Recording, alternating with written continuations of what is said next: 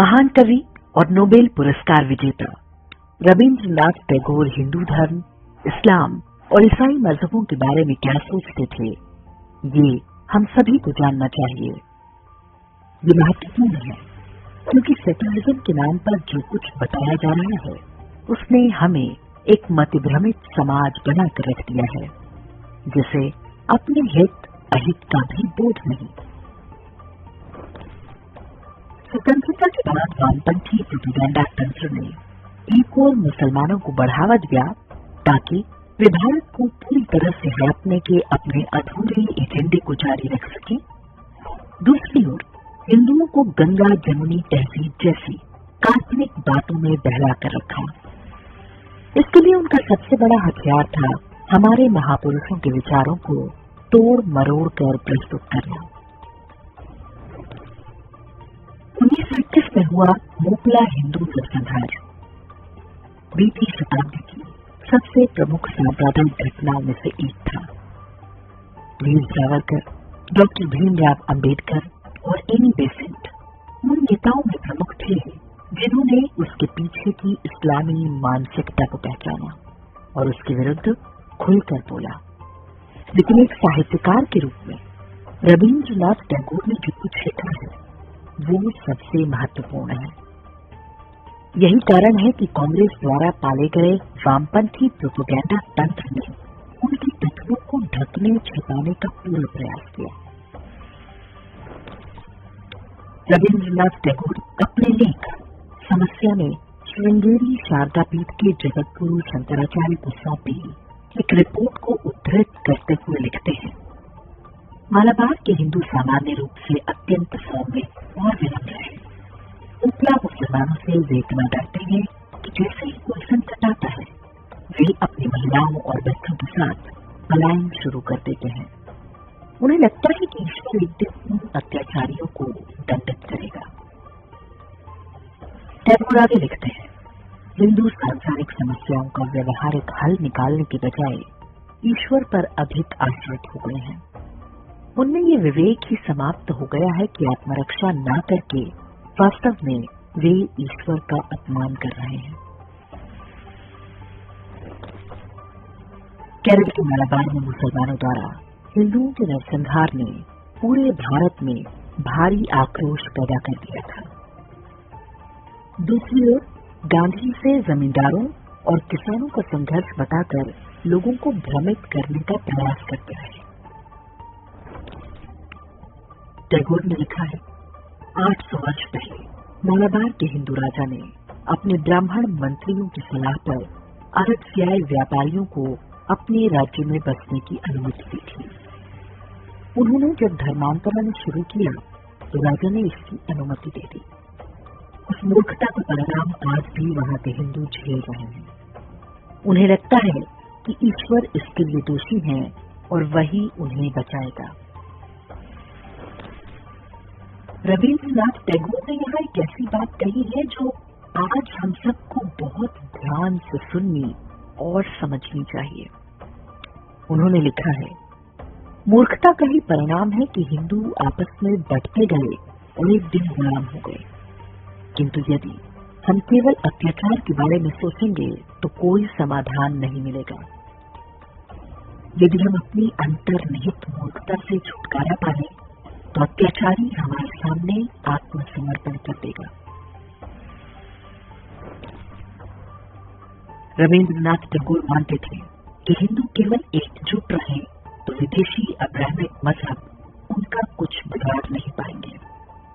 अपने निबंध संग्रह कालांतर में स्वामी श्रद्धानंद शीर्षक से वे लिखते हैं, अल्लाहू अकबर की अपील पर सारे मुसलमान एक हो सकते हैं, कोई प्रतिरोध नहीं होगा। लेकिन जब हम कहेंगे आओ हिंदू, तो संभवतः कोई उत्तर नहीं देगा। हम हिंदू कई छोटे छोटे समुदायों और प्रांतीयता में बटे हुए हैं।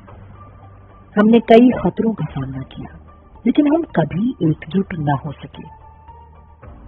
जब मोहम्मद गौरी ने पहला प्रहार किया तो तब हम एकजुट नहीं हो सके।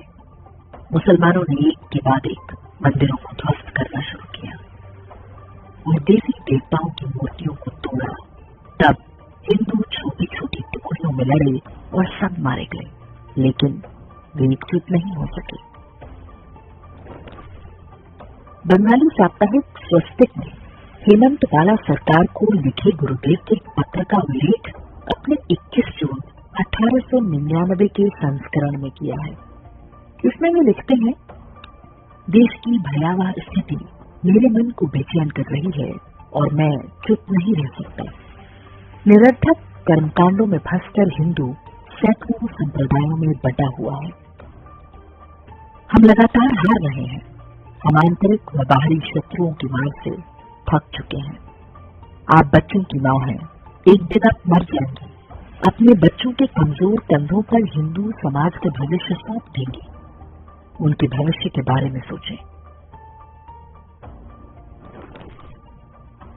स्वामी श्रद्धानंद पर लेख में टैगोर लिखते हैं, जब हवा में कम दबाव बनता है तो तूफान अपने आप आ जाता है।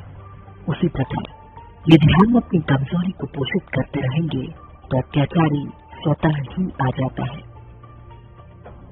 उसे कोई रोक नहीं सकता। हिंदू और मुसलमान कुछ समय के लिए एक दूसरे से झूठी दोस्ती कर सकते हैं, लेकिन ये हमेशा के लिए नहीं चल सकती। जब तक आप उस मिट्टी को शुद्ध नहीं करते जिसमें केवल कांटेदार झाड़ियां होती हैं, तब तक आप किसी भी फल की आशा नहीं कर सकते। विश्व भारती द्वारा वर्ष 1982 में प्रकाशित original works of Rabindranath volume 24 में पेज 375 पर रविंद्रनाथ टैगोर का एक कथन है, धरती पर केवल 2 ऐसे मजहब हैं जो अन्य सभी के प्रति शत्रुता रखते हैं। ये दोनों हैं ईसाई और इस्लाम। वे केवल अपने मजहब के पालन से संतुष्ट नहीं होते, बल्कि अन्य सभी को नष्ट करने के लिए उतावले रहते हैं। उनके साथ शांति का केवल एकमात्र रास्ता है कि आप भी उनके मजहब को अपनाएं। वे दूसरा कोई विकल्प नहीं देते। अब्राहमिक मजहबों ही नहीं, रविंद्रनाथ टैगोर कम्युनिस्टों या बोल्शेविज्म के खतरे से भी आगाह करते हैं। अपनी पुस्तक परिचय के अध्याय आत्म परिचय में टैगोर लिखते हैं, जब 2-3 अलग अलग मजहब दावा करते हैं कि केवल वे ही सत्य हैं और अन्य सभी झूठे हैं, उनका धर्म ही स्वर्ग का मार्ग है, तो संघर्ष होना तय है। किसी भी प्रकार की कट्टरता अन्य सभी विचारों को नष्ट करने पर आधारित होती है।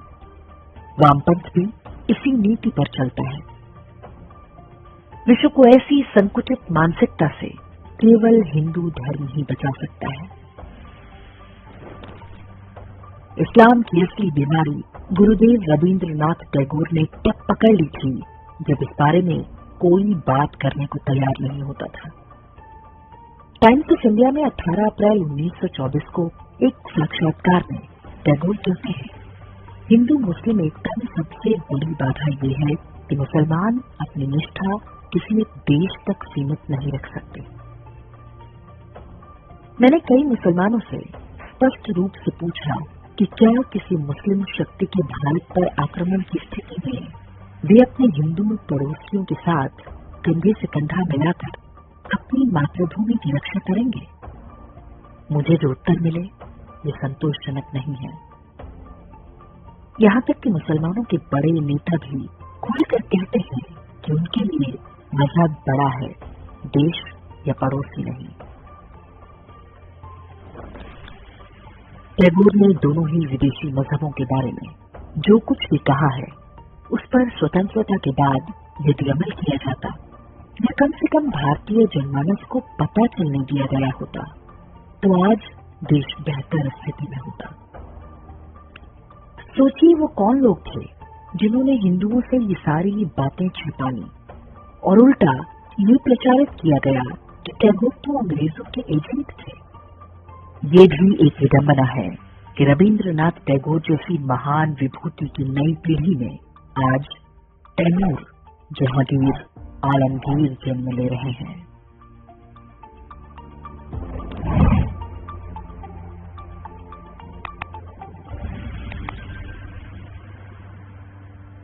इंडेक्स ऑनलाइन के वीडियो समाज को समर्पित हैं। आप इनको डाउनलोड करके जैसे चाहे वैसे प्रयोग कर सकते हैं। चाहे तो आप हमारे टेलीग्राम चैनल से जुड़ सकते हैं। वहां सारे नए पुराने वीडियो आपको मिल जाएंगे। हमारे सोशल मीडिया लिंक हर वीडियो के डिस्क्रिप्शन में होते हैं। हमारा एकमात्र उद्देश्य हिंदू समाज को जागृत और एकजुट करना है। इसमें सहभागी बने। धन्यवाद।